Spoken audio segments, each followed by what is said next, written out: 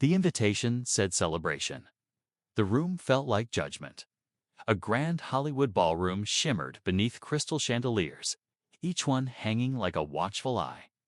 Nearly 300 people filled the space, industry giants, rising stars, critics, musicians, and insiders, who knew that nights like this didn't just celebrate careers, they measured them. Every laugh was noted, every word remembered, every pause interpreted. And on this night, two legends stood on opposite ends of the room, unaware that history was about to lean forward and listen. Two men. Two reputations. One moment waiting to happen. Frank Sinatra arrived the way power always arrives, noticed before announced. The conversation subtly shifted as he passed. Shoulders straightened, smiles sharpened. Frank had that effect. His presence carried authority, earned through years of applause, struggle, and an iron belief in himself. He wasn't just admired, he was feared, just a little. Across the room, Dean Martin arrived without ceremony. No sudden hush, no dramatic turn of heads. And yet people noticed. They always did. Dean moved like someone who had nothing to prove. His smile was easy, his posture loose, his laughter genuine. He didn't demand attention. Attention drifted toward him on its own. To most people, Dean was the fun one, the relaxed one, the man who didn't take life seriously. But those who truly knew him understood the truth. Dean Martin was disciplined in ways most men never mastered. He simply didn't advertise it.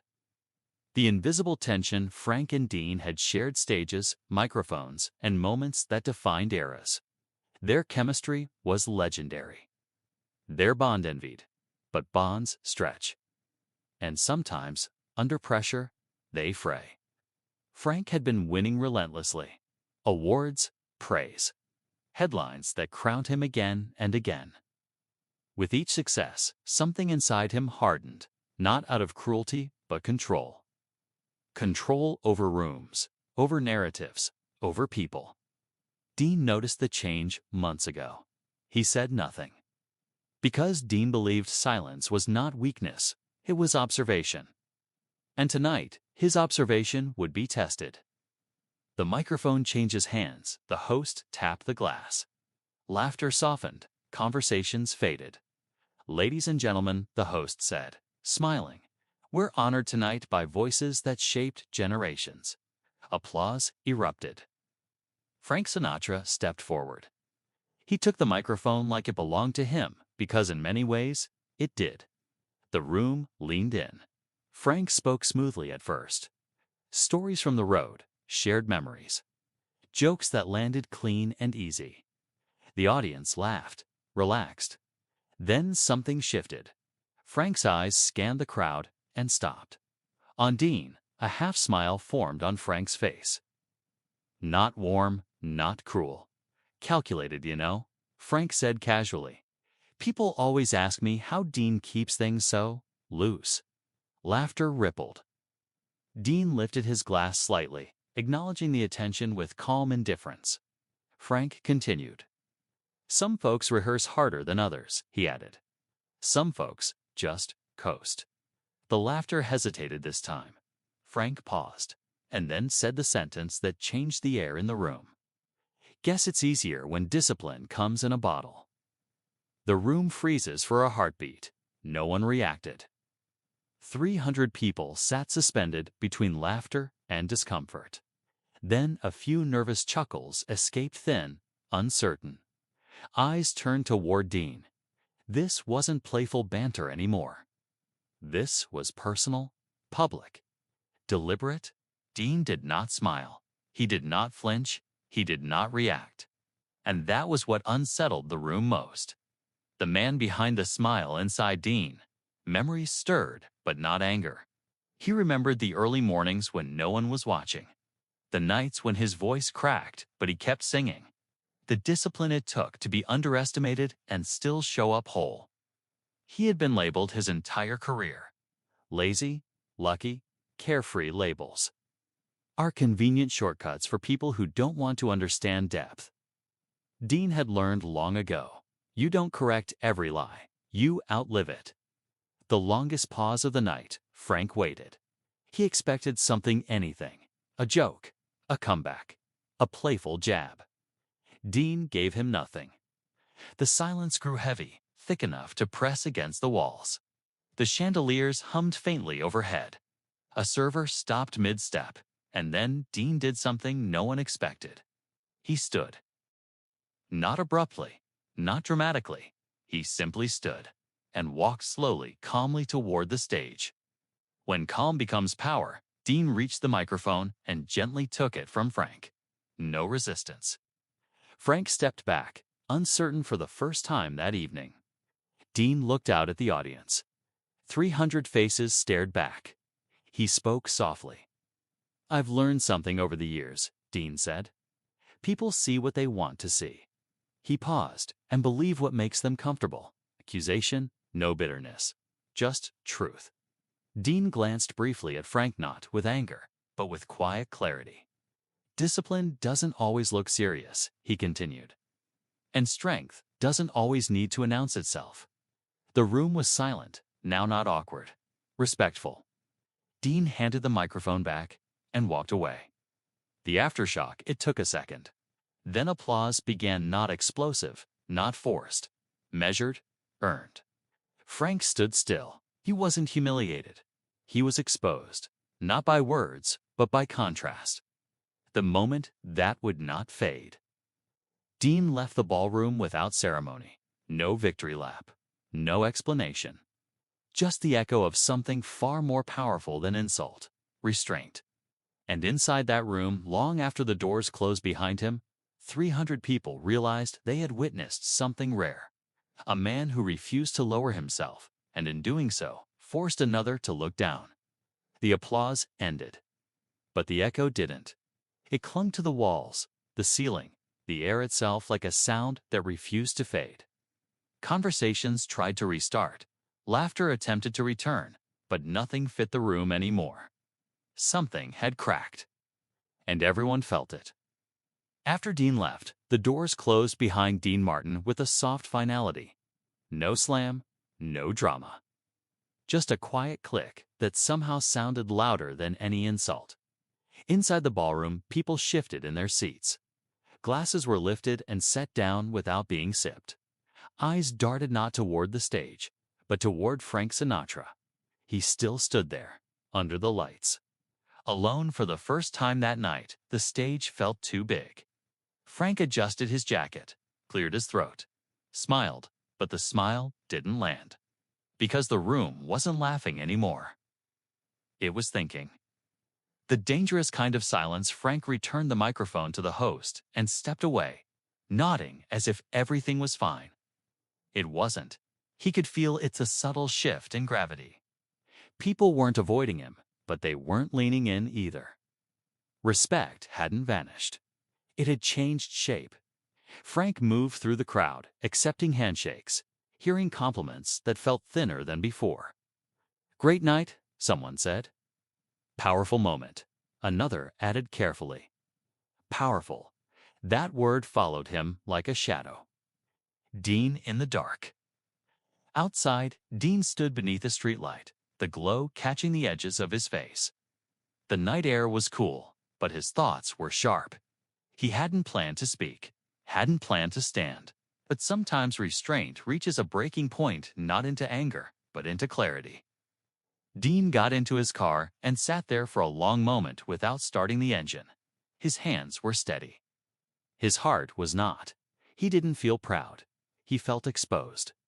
Because silence is easy until you finally break it. The stories begin to spread by morning. The story had traveled, not through headlines, through whispers. People retold it differently each time. Some said Frank had gone too far. Some said Dean had been cold.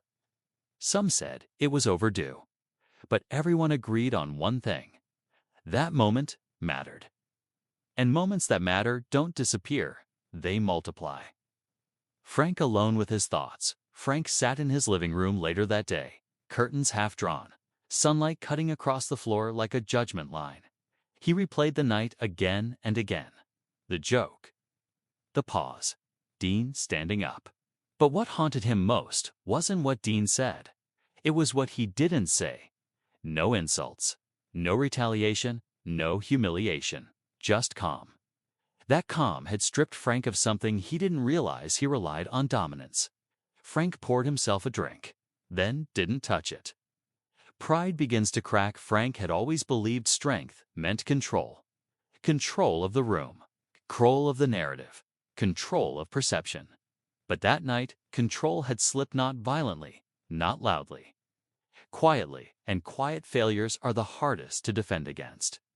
Frank stood and walked to the mirror. He stared at himself longer than usual. "What were you proving?" he muttered. The reflection didn't answer. Dean's private doubt. Meanwhile, Dean visited a small cafe he'd gone to for years. Same table, same coffee, same quiet corner. The waitress smiled. "Rough night?" she asked casually. Dean paused, then smiled back. "Something like that?" He stared out the window, watching people pass by ordinary lives, untouched by ballrooms and legends. For a moment, doubt crept in. Had he done the right thing? Had silence been enough? Too much? Dean had never cared about winning arguments, but he cared deeply about something else: self-respect. And once tested, it must be defended carefully. The unspoken line: neither man spoke to the other. Days passed. The silence between them grew heavier than words ever could. Friends noticed. Invitations went unanswered. Calls weren't returned. Something ancient and fragile hovered between them: trust, bruised but not broken. Yet, because unresolved moments don't fade, they wait. The night Frank can't sleep one night, unable to rest, Frank sat at his piano. His fingers hovered above the keys but didn't press down. Music had always been his refuge. Tonight, it felt like a mirror. Every note he didn't play reminded him of a moment he couldn't undo. Frank leaned back, eyes closed, and finally admitted the truth out loud to no one. "I crossed a line," saying it didn't fix anything, but it cracked the door. The decision: the next morning, Frank picked up the phone. Put it down, picked it up again. This time, he didn't hesitate. Because pride can protect you, or imprison you. And Frank was tired of the walls. A storm is coming. Dean felt it too. That something was approaching. Not an argument, not a public showdown, but a reckoning. Two men, two reputations. One moment that demanded resolution. And somewhere between apology and forgiveness, a truth waited ready to reshape both of them. The phone rang at 2:17 a.m., not loud, not urgent, persistent. Dean Martin stared at it from across the room. The house was quiet, too quiet. The kind of quiet that forces you to listen to your own thoughts.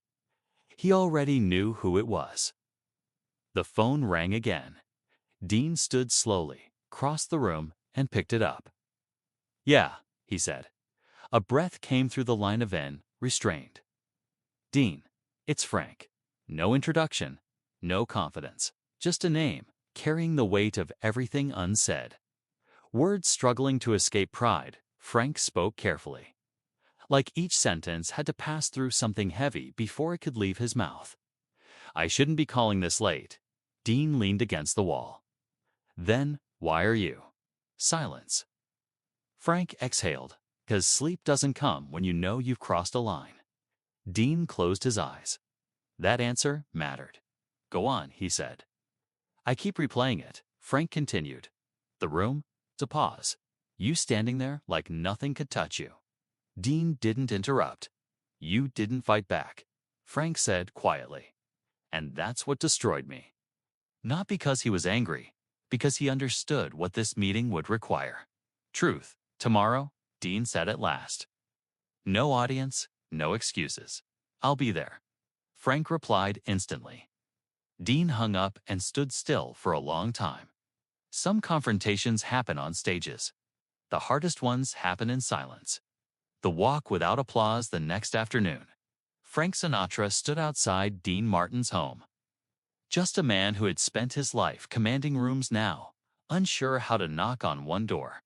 He raised his hand, lowered it, then knocked. Dean opened the door and stepped aside without a word. Frank entered slowly. The house felt grounded, calm, honest. Nothing here was trying to impress anyone. That alone unsettled him. The conversation no one witnessed. They sat across from each other. No drinks, no music, no performance.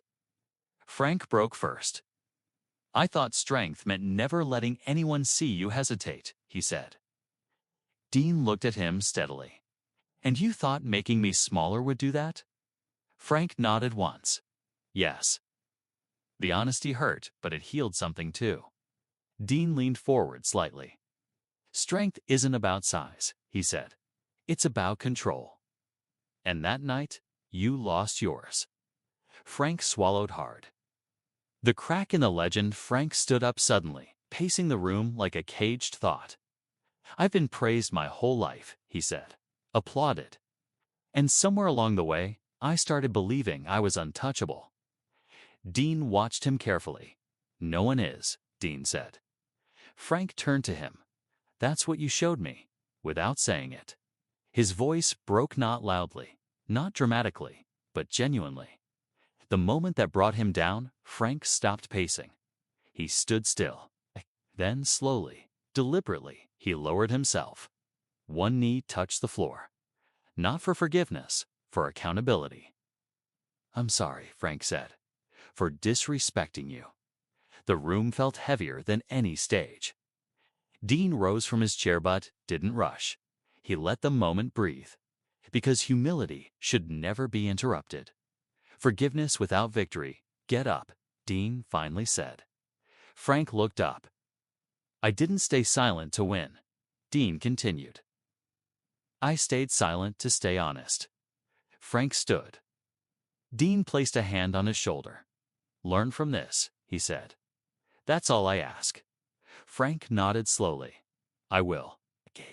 And for the first time in a long while, he meant it. Two men, stripped of masks, they didn't shake hands.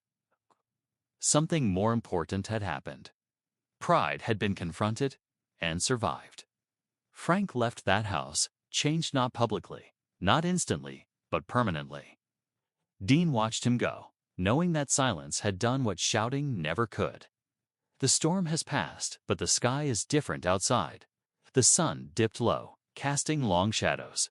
Some storms don't destroy, they clarify. And in that clarity, both men saw something they hadn't before. True power isn't loud. True strength doesn't need witnesses. Time did what time always does. It moved forward, but it did not erase. Because some moments don't fade into memory. They carve themselves into it. Weeks passed after that private meeting. No headlines followed. No interviews explained what had changed. But anyone who knew Frank Sinatra well enough could sense it. Something in him had softened, not weakened. Refined, a man who nitrogen monoxide longer needed to win Frank's still-filled rooms when he entered them. People still listened when he spoke. But the hunger had shifted. He no longer chased dominance. He chose precision. During rehearsals, he listened more than he corrected. He praised without sarcasm. When younger performers made mistakes, he didn't embarrass them. He protected them. Someone once asked him quietly, "What changed?" Frank paused before answering. "Perspective," he said, and left it at that. Dean's quiet legacy. Dean Martin returned to his routines as if nothing extraordinary had happened. Same calm entrances, same easy laughter, same quiet discipline. But those close to him noticed something subtle. People didn't just enjoy his presence anymore. They trusted it. Young artists sought him out not for fame, but for grounding. They asked him how to survive pressure, criticism, and expectation. Dean never lectured. He told stories. "Never give anyone control over your piece," he'd say, "not even by reacting." The night fate circled back, then came the invitation. Another gala, another grand hall, another crowd just as large. 300 people again. History had a sense of symmetry. Frank arrived early this time. Dean arrived quietly. They saw each other across the room. No tension, no avoidance. Just acknowledgement. But the air felt charged, as if the room itself remembered what had once happened there. The moment Nate expected Frank was invited on stage. The microphone felt familiar in his hand, but this time he didn't rush to speak. He looked out at the crowd. Then deliberately his eyes found Dean. The room stilled. People sensed something coming. Frank spoke slowly. "There was a time I believed respect could be taken," he said. "That if you were loud enough, strong enough, talented enough, you could shape the room to your will." A murmur passed through the audience. "I was wrong," Frank continued. "Respect isn't taken."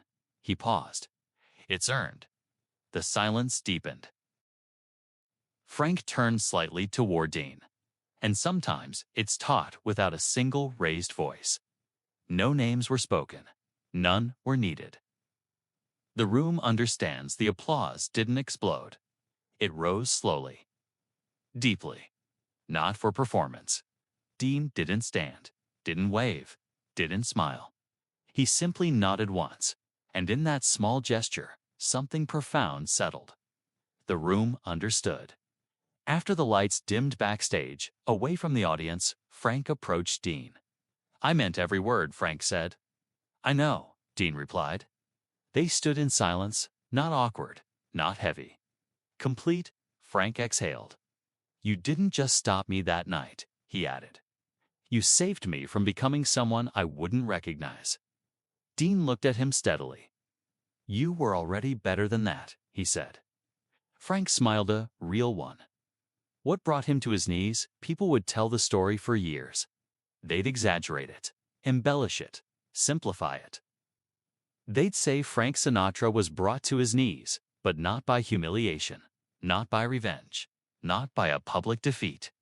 He was brought to his knees by something far rarer, self-reflection, by silence that demanded accountability, by dignity that refused to fight, by a man who proved that strength doesn't need noise. The final truth, long after the stages dimmed and voices grew quiet, the lesson remained. And that sometimes the most powerful response is not a comeback, but composure. The legacy that endures. Dean Martin never raised his voice. Frank Sinatra never forgot the man who didn't. And the room, the one that once held its breath, remembered forever.